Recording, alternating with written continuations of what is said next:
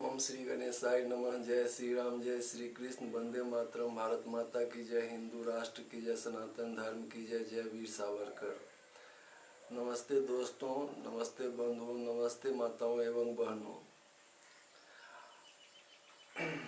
आप सबका इस सत्य इतिहास एवं ज्ञान चैनल पर बहुत बहुत स्वागत है। आज जो मैं विषय ले रहा हूँ वह साम्यवाद को लेकर के है। साम्यवाद जिसको कि कम्युनिज्म भी कहते हैं, उसको लेकर के है। तो साम्यवाद जो कम्युनिज्म जो निकला है वह मुख्यतः मार्क्स एक यहूदी हो गया था जर्मनी में, तो उसी ने कुछ अपना सिद्धांत दिया, तो उसी को आधार बना करके मार्क्सवाद या कम्युनिज्म निकला। तो इसका जो चरित्र है, आपको यह जो साम्यवाद है वह इस्लाम से या ईसाइयत से पूरी तरह प्रेरित है और लगभग उसी का ही एक अधकचरा नकल है। साम्यवादी आपको बहुत दिखाएंगे कि ये जो मार्क्स जो था सो बहुत ही विद्वान था, बहुत ये था और अद्वितीय पुरुष था, और उसी को अपना एक जो प्रेरणा स्रोत मान करके और उसी के सिद्धांत को आधार मान करके कम्युनिज्म की स्थापना हुई। तो वास्तव में कम्युनिज्म के स्थापना के पीछे जो या मार्क्स ने जो कुछ भी अपना सिद्धांत दिया, उसका जो आधार था वह मुख्यतः इस्लाम या ईसाइयत थी। क्योंकि वह जो यहूदी था और जर्मनी में भागा हुआ था, जर्मनी में वह रह रहा था। मुख्य भूमि तो यहूदियों की पहले इजराइल ही थी, लेकिन उसको बहुत ही क्रूर ढंग से ईसाइयत के समय में ईसाइयों ने और फिर उसके बाद जो है सो इस्लामियों ने बहुत क्रूरता पूर्वक उसको मार करके, उसका नरसंहार करके उसको ख़त्म करने की कोशिश की गई और अपने अस्तित्व की रक्षा के लिए ये यहूदी जहाँ तहाँ भाग गए। तो वह जो कुछ भी वहाँ पढ़ता था, वह उसका मुख्य जो आधार होता था पढ़ाई का, वह ईसाइयों के द्वारा जो लिखित पुस्तकें थी, ईसाइयों के द्वारा जो लिखित पुस्तकें थी वही होती थी। और वह फिर बाद में इंग्लैंड चला गया, इंग्लैंड में उसने वह पढ़ाई की। तो वहाँ पर चूंकि एक इतिहासकार था, पढ़ने लिखने का वह शौकीन था, तो किस तरह ईसाइयत की स्थापना हुई, फिर वह जन्मा और किस तरह उसने प्रसार किया, और फिर किस तरह इस्लाम का जन्म हुआ और फिर वह प्रसार करके संसार में फैला, तो उसे पूरी जानकारी थी। और हिंदुत्व के बारे में उसकी मतलब बहुत ही कम जानकारी थी, और जो कुछ भी जानकारी थी वो जो गलत ढंग से अंग्रेजों ने जो कुछ भी हिंदुत्व के बारे में लिखा था, उस समय चूंकि हिंदुस्तान गुलाम था अंग्रेजों का, तो अंग्रेजों ने जो कुछ भी लिखा था, मैकाले के जो हिंदुस्तान में जो उसकी शिक्षा नीति थी, उसी के आधार पर उसने झूठा मूठा हिंदुस्तान के इतिहास के बारे में लिखा हुआ था, जिसमें कि कभी हिंदू जीता ही नहीं, हमेशा हारता रहा। और उसने शिवाजी ने किस तरह मुगल साम्राज्य को खत्म किया, चाहे महाराणा प्रताप ने हराया, चाहे पृथ्वीराज चौहान ने घोड़ी को हराया, या हरिहर बुक ने जो मोहम्मद बिन तुगलक को हराया। तो इस सब के बारे में वह वहाँ पर कुछ उसने वर्णन ही नहीं किया था। तो उसके दिमाग में यही छाप पड़ गया कि हिंदुओं जो है सो एक कायर कौम होता है, और उसी तरह उसने उसका वर्णन किया है, जो कि उसकी अधकचरी समझ थी। अंग्रेजों की झूठी इतिहास पर आधारित उसकी एक अधकचरी समझ थी। तो मैं जो कहता हूं कि तो इसलिए जो है सो आप देखेंगे जब कम्युनिज्म आप पढ़ेंगे तो उसमें सिर्फ एक ही बात दिया गया है कि ये जो मजहब जो होता है सो अफीम होता है। मजहब का उसने खुलकर विरोध नहीं किया, सिर्फ यही किया है कि मजहब एक अफीम होता है, क्योंकि वह ईसाइयों के ही दया पर टिका हुआ था, इंग्लैंड में चाहे जर्मनी में। और इस्लामियों के भी विरुद्ध कुछ बोल नहीं सकता था, क्योंकि इस्लामियों के विरुद्ध बोलना जो है सो अपना मौत का दावत देना होता है। तो इस्लामियों के विरुद्ध भी वह कुछ बोल नहीं सकता था। जो उसने तांडव मचाया हुआ था इस्लामियों ने इतिहास में, उसकी उसे जानकारी थी। जो कोई इस्लाम का, मोहम्मद पैगंबर का, चाहे कुरान का, चाहे इस्लाम का कोई बुराई कर देगा तो उसको गला काट दिया जाएगा। तो इस डर से वह इस्लाम के बारे में भी कुछ नहीं बोला। सामान्यतः जो यहूदियों पर अत्याचार हुआ था इस्लामियों के द्वारा, चाहे ईसाइयों के द्वारा, और उसने जो सभ्यता का नाश किया था ईसाइयों ने चाहे इस्लामियों ने, तो उसके कारण उसने सिर्फ उसको एक अफीम का करके उसको थोड़ा निंदा किया है। बाकी जो उसका सिद्धांत है आप देखेंगे, सबका सिद्धांत मुख्यतः एक ही है। चूंकि सेमेटिक जाति का ही इस्लामी भी है और ईसाइयत भी है, और वही यहूदी जो है सो उसने एक कम्युनिज्म का स्थापना किया। तो ये कार्ल मार्क्स भी जो था सो एक, आप उसको सेमेटिक ही कह सकते हैं। और सबका सिद्धांत भी लगभग एक ही है। जैसे ईसाइयत का सिद्धांत था कि हम पूरे संसार में ईसाइयत फैलाएंगे, वही सिद्धांत इस्लामियों का हो गया कि पूरे संसार में हम इस्लाम फैलाएंगे। उसी तरह कम्युनिज्म का भी सिद्धांत हो गया कि पूरे संसार में हम कम्युनिज्म को फैलाएंगे। तो यहाँ पर भी समानता है। दूसरी समानता थी कि जिस तरह ईसाइयों ने लूट पर विश्वास किया, जहाँ पर भी गया उसके उस देश को खत्म करके उसको लूट लिया, उसी तरह इस्लामियों ने भी वही किया। जो जहाँ पर भी गया उसको लूटा, उसको कत्ल किया, खत्म किया। तो लूट भी उसका सिद्धांत है। उसी तरह कम्युनिज्म में भी लूट का सिद्धांत है। तीसरा आप देखेंगे कि हिंसा, जिस तरह ईसाइयत को फैलाने के लिए उसने हिंसा का सहारा लिया ईसाइयों ने। जो कॉन्स्टेंटिनोपल जो था रोम सम्राट, उसके द्वारा जब ईसाइयत को अपनाया गया और उसके बाद ही ईसाइयत पूरे संसार में फैली। और उसी तरह इस्लाम भी शक्ति के बल पर जो है सो पूरे संसार में फैला और हिंसा करके फैला। हिंसा का प्रचुरता आप इस्लाम में देखेंगे, बहुत बड़ी मात्रा में हिंसा देखेंगे। उसी तरह साम्यवादियों ने भी हिंसा का अवलंबन किया और हिंसा ही उसका अपने प्रसार का उसका मुख्य अस्त्र हो गया। चौथा देखेंगे कि एक सामान्य, एक कॉमन शत्रु होना चाहिए। एक तरफ ईसाई है कि विश्वासी हो गया ईसाई, और जो अविश्वासी हो गया, जो ईसा मसीह को नहीं मानता है, चाहे बाइबल को नहीं मानता है, चाहे गॉड को नहीं मानता, वो अविश्वासी हो गया। तीनों को मानना जरूरी है, तभी विश्वासी होगा। तो इसने अपना खुद एक स्थान रखा, अपना एक शत्रु बनाया अविश्वासी का। उसी तरह इस्लाम में देखेंगे कि एक मुसलमान है, इस्लामी है, दूसरा काफिर है। तो उसने भी एक खुद रहा और दूसरा उसने एक अपना बाकियों को शत्रु बनाया। उसी तरह कम्युनिज्म में भी आप देखेंगे कि एक साम्यवादी है जो कि सर्वहारा का नेतृत्व करता है या सर्वहारा वर्ग है, और दूसरा उसका शत्रु कौन है? बुर्जुआ वर्ग, जो कि धनी मनी है, चाहे कुछ पैसा जमा कर लिया है, तो वह बुर्जुआ वर्ग उसका एक चिरंतन शत्रु हो गया। यहां भी आपने समानता देख लिया। पांचवी आप देखेंगे कि उनका था जो प्राचीन जो कुछ भी है उसको विध्वंस कर देना है। जिस तरह ईसाइयों ने जो प्राचीन सभ्यता थी, जैसे इंका, मय सभ्यता, इज़्टेक सभ्यता, चाहे फिर उसने यूनान में आकर के ग्रीक सभ्यता को खत्म कर दिया, सीरियाई सभ्यता को खत्म कर दिया, ईसाइयत वहां पर लाद दिया। ग्रीस के ये मिस्र के सभ्यता को खत्म करके वहां पर ईसाइयत लाद दिया।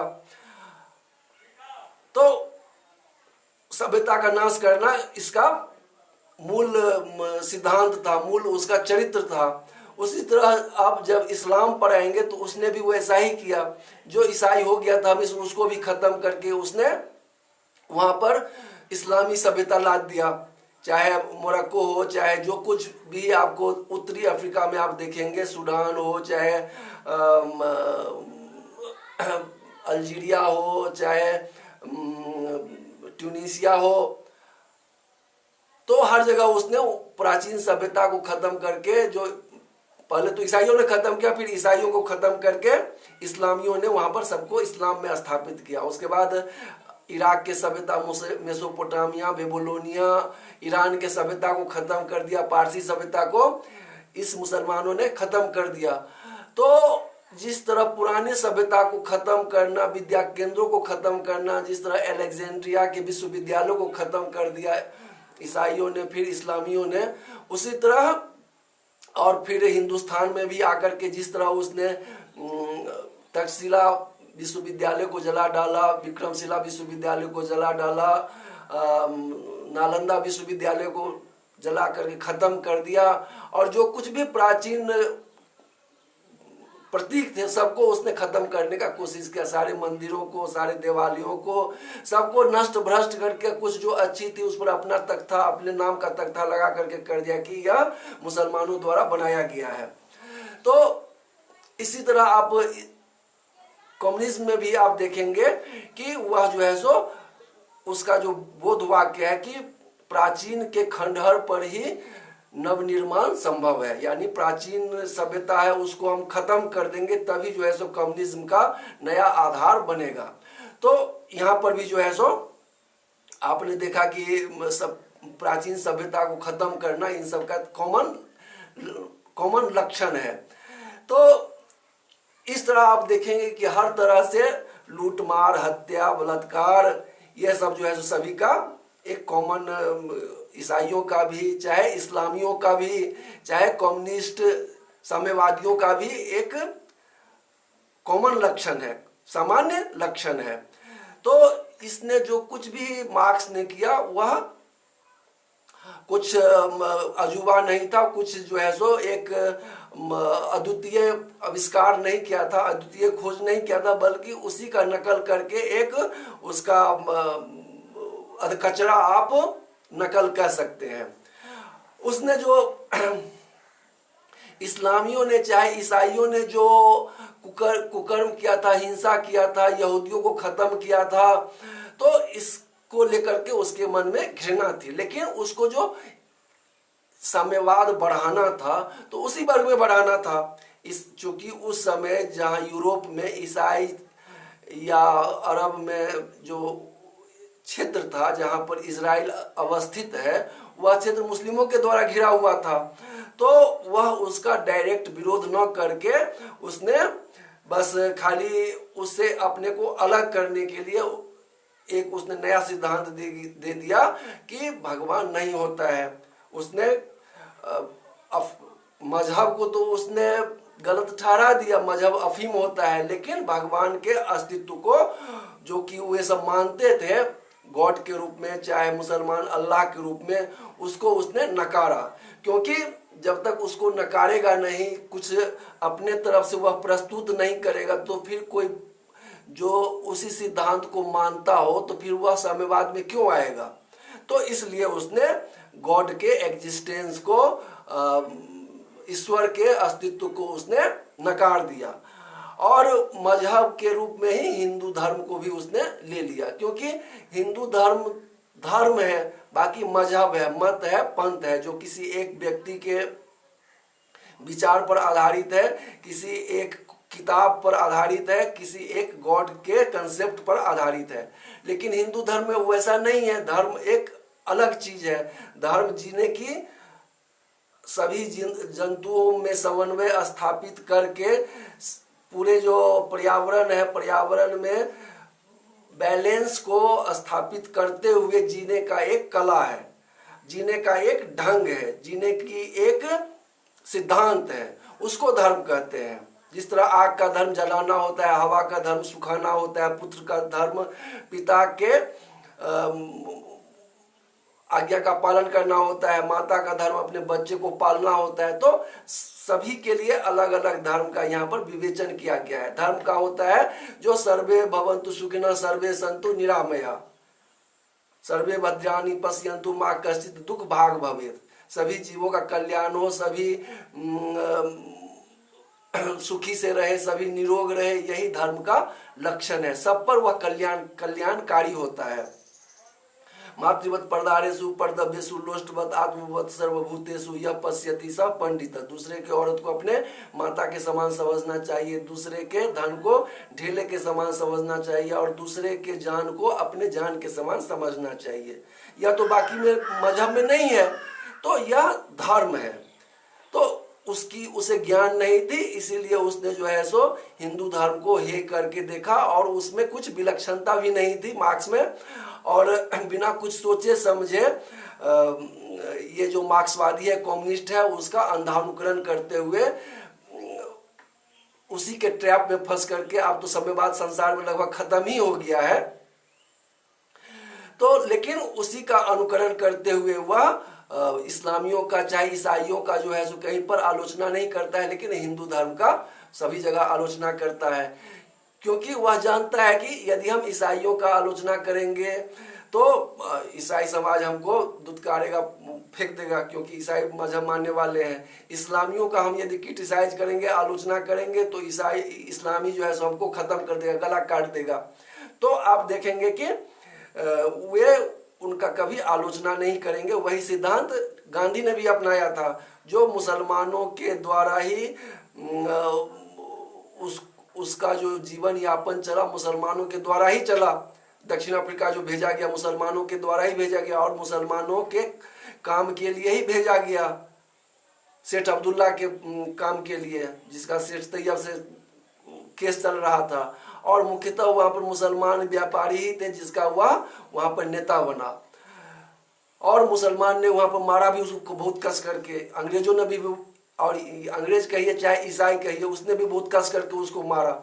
तो एक तो उसके प्रति जो उसके जीवन के निर्वाह का जो एक जरिया बना था, तो उसका विरोध न करे, वह भी उसका हृदय मानता था।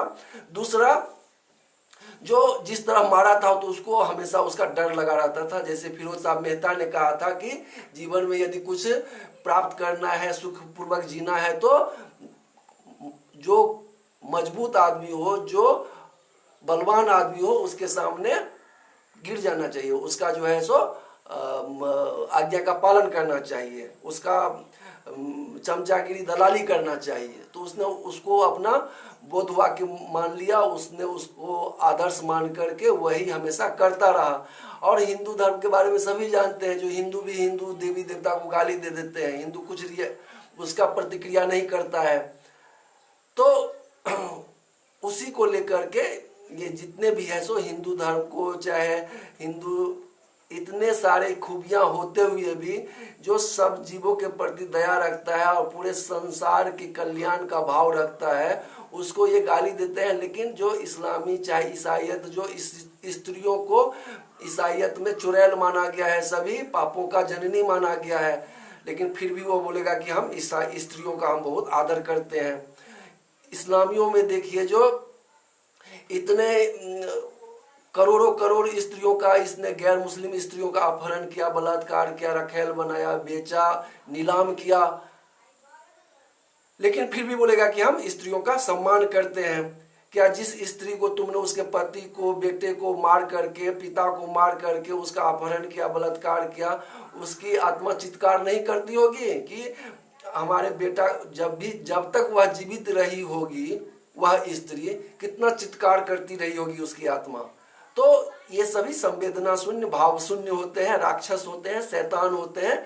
तो ये सभी शैतानी शक्तियां हैं और इससे अपने को जान करके अपने रक्षा का उपाय करना है। और साम्यवादी जो हिंदुस्तान में ही देखते होंगे जो कितना गद्दारी कर रहा है, राष्ट्रद्रोह कर रहा है, जिस देश का खाता है उस देश को टुकड़ा करने का हमेशा ध्येय रखे रहता है। और जो आज कोरोना पूरे संसार में कोहराम मचाया गया है वह चीन के कारण ही हुआ है, कोरोना वायरस फैला है। लेकिन उस चीन का कभी भी ये कम्युनिस्ट विरोध नहीं करते हैं, ये इस्लामी जो है सो चीन का विरोध नहीं करते हैं,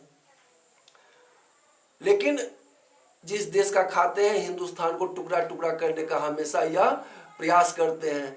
तो यह इनका जो पैशाचिक चरित्र होता है, जो जिसने तुमको आसरा दिया है, जिसने तुम्हारी रक्षा की है, उसी को निगल जाओ, यही पिशाच का चरित्र है। तो ये पैशाचिक चरित्र अपना ये कम्युनिस्ट, ये ईसाई चाहे इस्लाम दिखा रहे हैं, और उसी से निकला हुआ कांग्रेस है, तो कांग्रेस का भी वही चरित्र है। फिर अगले किसी कार्यक्रम में आऊँगा, उस पर मैं साम्यवाद का दोगला चरित्र के बारे में आपको बतलाऊंगा। जय श्री राम, जय श्री कृष्ण, वंदे मातरम, भारत माता की जय, हिंदू राष्ट्र की जय, सनातन धर्म की जय, जय वीर सावरकर। एक अच्छा लगे यह वीडियो तो इस चैनल को सत्य, इतिहास एवं ज्ञान को सब्सक्राइब करें, अधिक से अधिक शेयर करें, कमेंट करें, प्रसार करें। बहुत बहुत धन्यवाद।